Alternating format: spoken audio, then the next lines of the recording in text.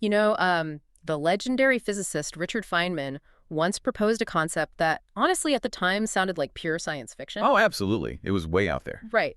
He looked at a ribosome, and for you listening, that's a tiny structure inside a cell, and he didn't just see like a biological blob doing its thing. He saw a machine. A literal functional machine. Exactly. A machine that utilizes what we now call protein domain dynamics.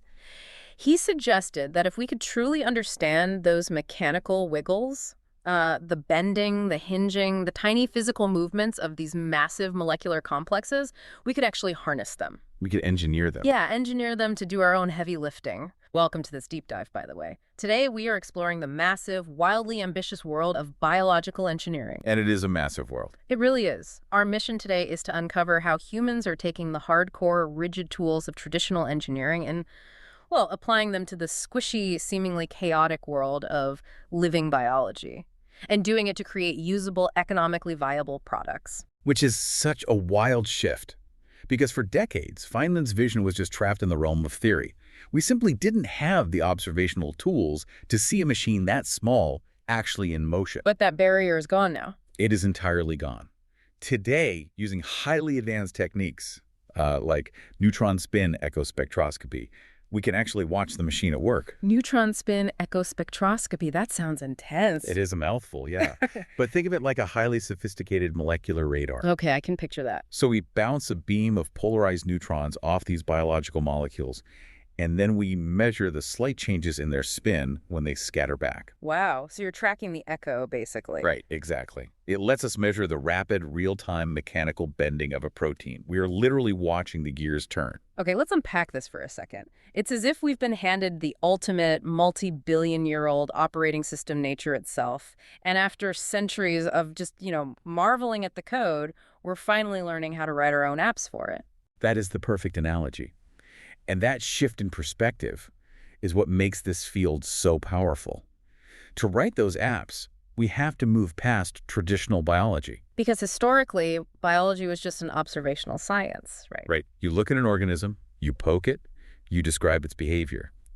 But biological engineering is the literal marriage of pure and applied sciences with living tissue. Which sounds completely contradictory. It does. We are taking the foundational mathematical principles of engineering, things like mass and heat transfer, fluid mechanics, thermodynamics, polymer science. And you're forcing them to shake hands with living cells. Exactly. I'm struggling to see the connective tissue there, though. I mean, if you look at classical mechanics or circuit design, you're dealing with predictable static materials like steel or copper. Very stable materials, yeah. But a living cell has, millions of chaotic variables interacting simultaneously.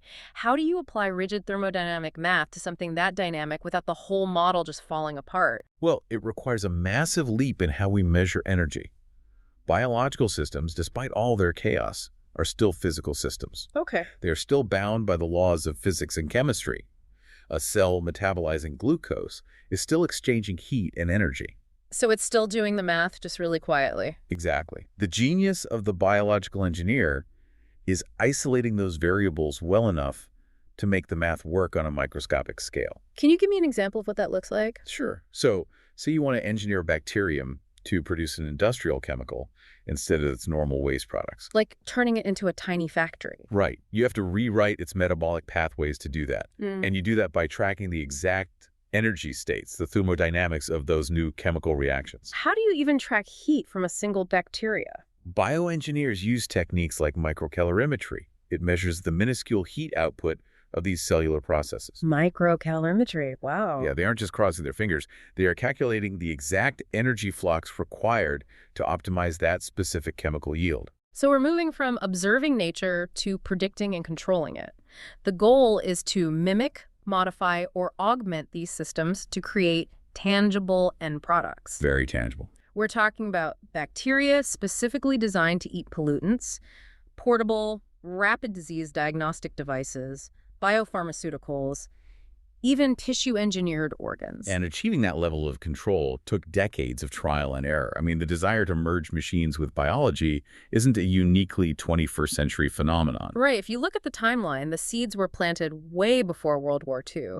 But the post-war era is where the acceleration really happened, didn't it? Yeah, the 1950s brought this massive technological boom in electronics. Right, and in 1954, there was this British scientist, a broadcaster named Heinz Wolff. Yes, Heinz Wolff. He actually coined the term bioengineering while working at the National Institute for Medical Research, and he later went on to become the director of the Division of Biological Engineering at Oxford. Which was a huge deal. That was a major milestone for getting the discipline recognized at the university level. But when you look at what they were actually doing in the 50s, it looks nothing like what we are talking about today. Not at all. Yeah. They were basically treating the human body like a wet, complicated radio. A wet radio, that's a great way to put it. I mean, early bioengineering was essentially just electrical engineering applied in a hospital setting. They were building medical monitors, early pacemakers, imaging equipment. So it was all about applying external wires and metal to flesh. Exactly. They were measuring outputs, but they weren't altering the biological mechanisms. Because they couldn't. And that's where they hit a massive wall, right? The huge wall. You had this bunch of highly trained electrical engineers who realized they were trying to fix a biological car without knowing what the engine was. Yeah, they were building devices for a system they just couldn't fully comprehend. And they literally had to go back to school. They had to study biology, psychology, and medicine just to bridge the gap. Which completely fractured the traditional academic model at the time. You suddenly had engineers admitting, hey, we can't just force a machine onto a biological system. The machine has to speak the language. Right. It had to speak the chemical and physical language of the human body. You had to understand the fluid dynamics of blood before you could build a better artificial heart valve. That makes total sense. And that friction basically birthed the modern educational foundation of the field. It did.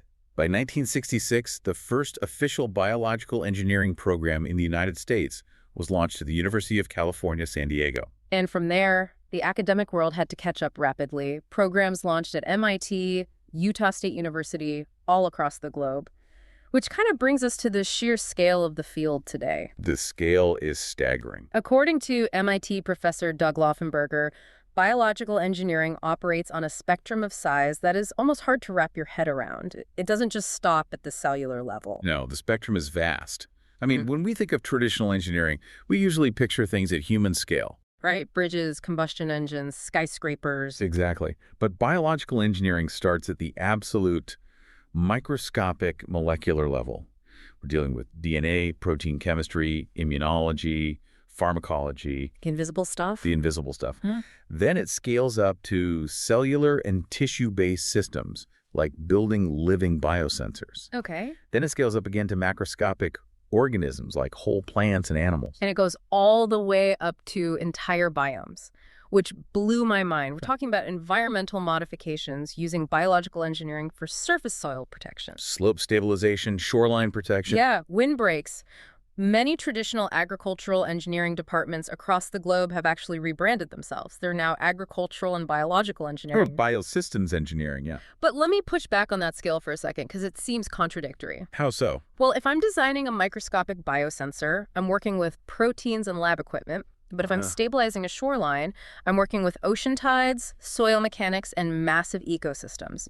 Are we really saying those two people are using the exact same engineering logic? We are. It comes down to systems thinking. And the foundational logic is remarkably similar. Really? Yeah. Whether you are looking at the flow of a single protein across a cell membrane or the flow of nitrogen across an entire agricultural valley, you are fundamentally dealing with mass transfer. Mass transfer. Okay, so it's inputs and outputs. Exactly. You are looking at inputs, outputs, environmental constraints, and system equilibrium. Think about agricultural runoff. Okay, the fertilizer getting into the rivers. Right. If you view an entire river basin through the lens of fluid mechanics and chemical kinetics, you can engineer biological interventions. Like what kind of intervention? Like targeted bacterial mats or modified root systems. Things that process those excess nutrients before they destroy the ecosystem downstream. Wow. So the bioengineer's superpower is basically the ability to zoom in and out. That's exactly it. Which perfectly explains why the education to become one of these engineers is so brutal. Oh, it's intense. A student pursuing a Bachelor of Science in this field typically spends 3 to 5 years juggling a curriculum that sounds like a paradox.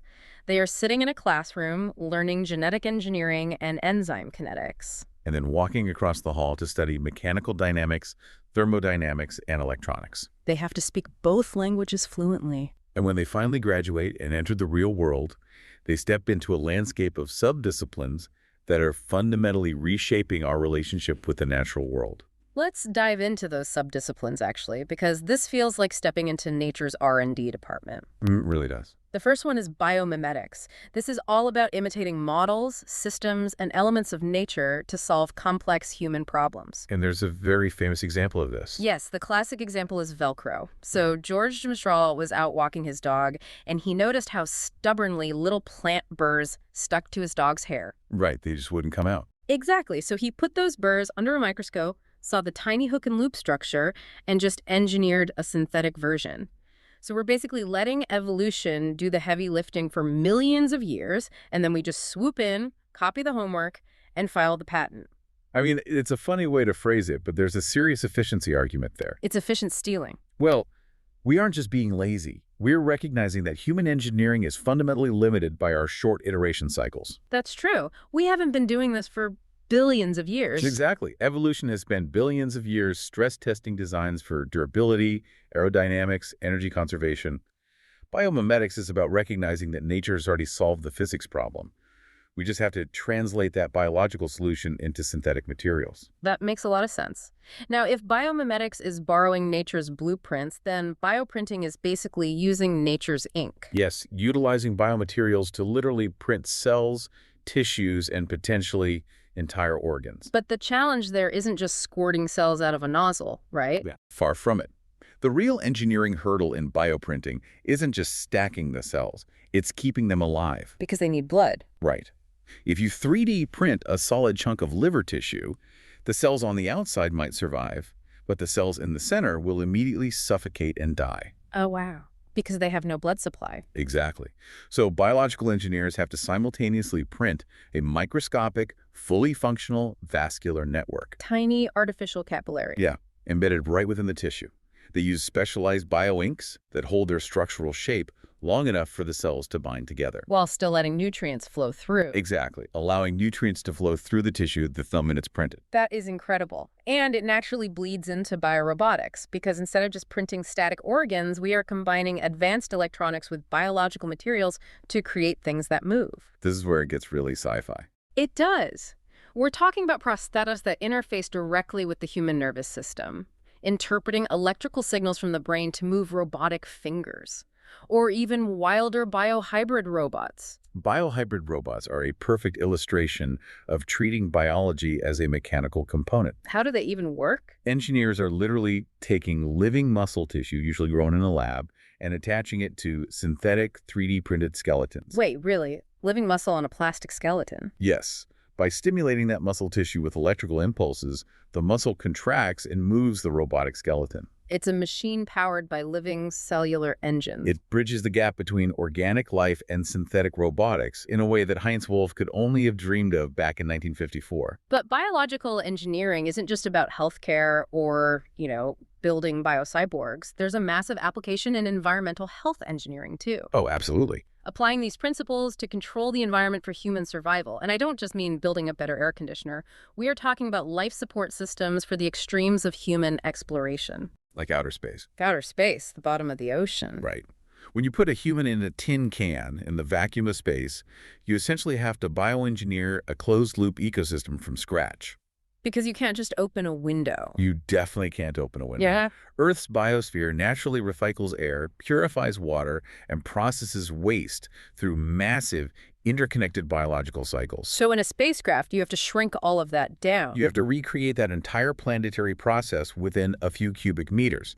You engineer biological reactors utilizing specific algae or bacteria that scrub carbon dioxide from the air, produce oxygen, and break down human waste into usable water and nutrients. Wow.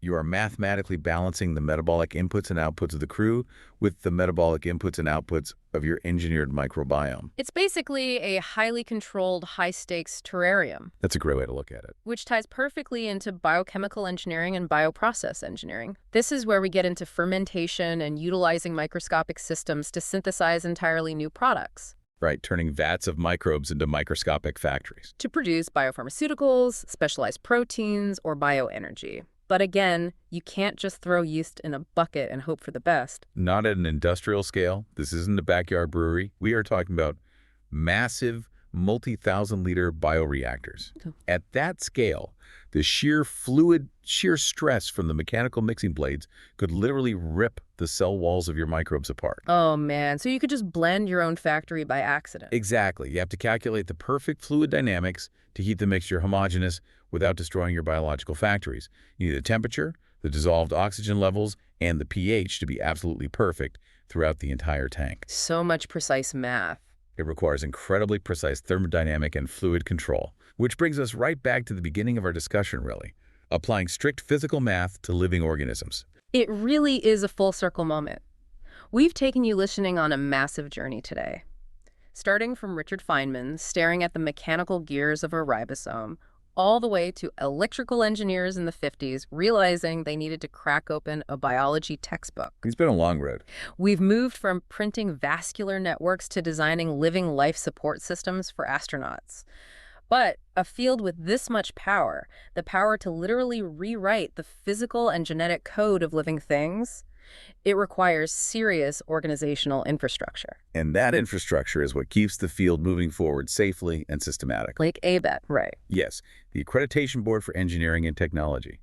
They are the ones rigorously evaluating and accrediting these intense multidisciplinary university programs. Making sure the students actually know what they're doing. Exactly. They ensure that the next generation of engineers actually has the dual mastery of biology and physics required to do this work without causing catastrophic system failures. And then you have organizations focusing on the broader impact, like the American Institute for Medical and Biological Engineering, AMBE, and the Institute of Biological Engineering, IBE. And their role is fascinating. Yeah. Because they aren't the ones in the lab coats pipetting fluids or building the biohybrid robots. Right. They aren't doing the direct research. No, their primary mission is public education, advocacy, and the overall advancement of the field. They exist to translate the value of biological engineering to policymakers and the public. They offer scholarships to promising students, recognize incredible innovations, and basically build the societal framework that allows this research to continue. They are crucial for maintaining public trust, ensuring people understand that this discipline is built on careful, mathematically calculated engineering principles. Which is so important because this field is blurring the lines of reality every single day. I mean, we're building machines out of muscle and using cells as factories. So to wrap up this deep dive, we want to leave you with something to chew on. We've talked extensively about applying rigorous engineering math to biology to create machines. And we've talked about using billions of years of biological evolution to inspire our engineering. Yeah. So as we get better at bioprinting functional organs, as we build more sophisticated biohybrid robots that run on living tissue, and as we program synthetic cells to manage our ecosystems, think about this. Okay. In the next few decades, will there even be a meaningful distinction left between a biological organism and a manufactured machine? A completely wild thought to end on. If nature is the ultimate operating system, it looks like we're not just writing apps anymore, we're starting to build our own hardware. Thank you so much for joining us on this deep dive. Keep questioning the world around you, keep looking at the hidden mechanics and everything, and we'll see you next time.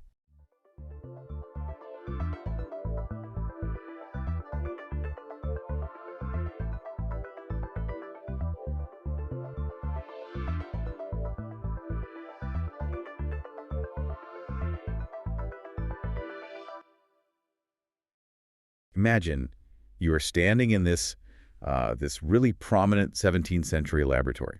Okay, I'm picturing it. Right. And the highly respected scientist standing in front of you has just proposed a genuinely wild theory. I mean, he claims that invisible forces can reach across millions of miles of completely empty space, just to pull massive objects toward each other. Wow. With like no physical mechanism at all. Exactly. There are no ropes, no physical gears, just this invisible pull. And he is immediately criticized by his peers. I mean, they call his theory ridiculous. They actually call it occult magic. That's just wild to think about today. It really is, because that scientist was Isaac Newton, and his magic was gravity. It completely shatters the image we usually have, doesn't it? I mean, when you hear the word occult, you don't typically think of the foundational figures of modern physics. Right, definitely.